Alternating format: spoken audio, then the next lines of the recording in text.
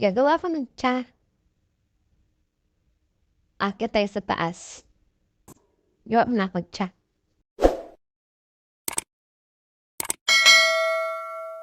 Habang nakatambay nga pa ako sa kwarto ay inabot ako ng antok kaya naisipan ko pong magtimpla ng tsaa para umakit sa taas at tumingin-tingin sa kapaligiran. Dahil ayaw ko pong umiidlip kahit wala akong ginagawa. Dahil po mamayang gabi mahihirapan ako matulog. Baka mga alas 3 na lang ng madaling araw hindi pa rin ako tulog kapag nakaidlip ako kaya ayaw ko talagang umidlip. Kaya akyat na lang po ako sa taas para yun magpahangin, tumingin ng magantay ng sunset, tapos titingnan ko kung nandun pa rin yung mga camel or yung mga kambing. Marami po kasi matatanaw kapag nasa rooftop ka. Unlike po pag nasa baba ka sa compound, wala kang matatanaw kasi po napakataas ang padera. And then naka-close din po yung gate, so anong matatanaw mo? Wala, yung mga puno ng dates. Kaya dito ako sa rooftop. Bukod sa napakalamig po ng hangin, tara na namang magigising ako sa katotohanan na hindi pwedeng matulog. So ayan, nakapagtimpla na po ako ng tsaa. Magdadala lang po tayo ng chichirya sa taas. Meron po akong chichirya dito. Ganito po bumili ng chichirya dito tag isang sako.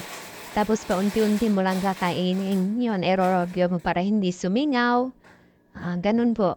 Hindi pa ako nakakita dito ng maliliit na chichirya. Grabe yung nalaki po talaga ng mga ano dito. Chichirya. Siguro meron naman din po, pero ganyan po talaga yung binibili dito malalaki. Punta na po tayo sa pinaka-exciting part. Grabe, ang hirap kumita ng pera.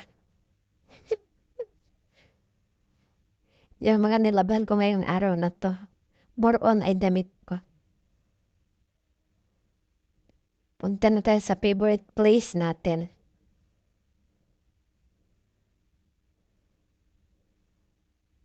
Be careful. 1, 2, 3, let's open the door. O diba, vlogger lang ang peg. Paglabas nakaset up na yung kanyang camera. Buwis buhay din yung ginagawa ko. Alam niyo ba yun? Sinong relate ng ganyan yun? Vlogger panuhay. Pag open ng pinto, nakaset up na yung camera. Yun pala yun kinat lang para lang talaga mabuo yung kanyang video. Ang hirap. Pero masaya ko in fairness. At least nito sa pag-e-edit, lumalabas yung pagiging creativity natin, ganon. Hindi pa man ganon ka perfect, pero punta na rin tayo doon. So, medyo mataas pa nga po yung araw at alas 4:30 pa lang, pero mga 5:15 yan tatago na yan, may sunset na tayo yan, mga ganyang oras. But now, tago-tago muna tayo dito sa hindi mainit. Diba? Picnic ako ng akin. Fish cracker nga po pala ito, Cheetos Sana na po. pakanghang at saka tigi. Mega shout out po sa aking 10,829 followers. Surod to 11K na po ng dahil sa inyo. Napaka-bless ko po. Maraming salamat sa panonood. Paalam. Mahal ko po kayo, Amping Kanunay.